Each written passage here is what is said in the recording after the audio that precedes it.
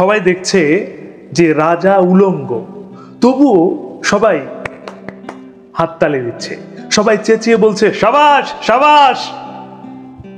কারো মনে সংস্কার, কারো মনে ভয়, কেউ বা নিজের বুদ্ধি অন্য মানুষের কাছে বন্ধক দিয়েছে, কেউ বা পরান্নভোজী, কেউ কৃপা প্রার্থী, উমেদার, প্রবঞ্চক।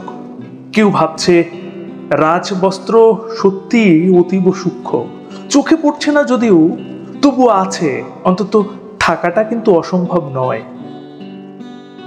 গল্পটা সবাই জানে, কিন্তু সেই গল্পের ভেতরে শুধুই প্রশস্তি বাক্য উচ্চারক কিছু আপাদমস্তক ভীতু ফন্দিবাজ অথবা নির্বোধ স্থাপক ছিল না, একটি শিশুও ছিল, সত্যবাদী, সরল, সাহসী একটু শিশু।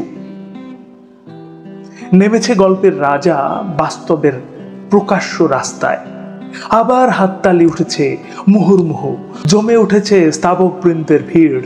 কিন্তু সেই শিশুটিকে আমি ভিড়ের ভেতরে আজ কোথাও দেখছি না।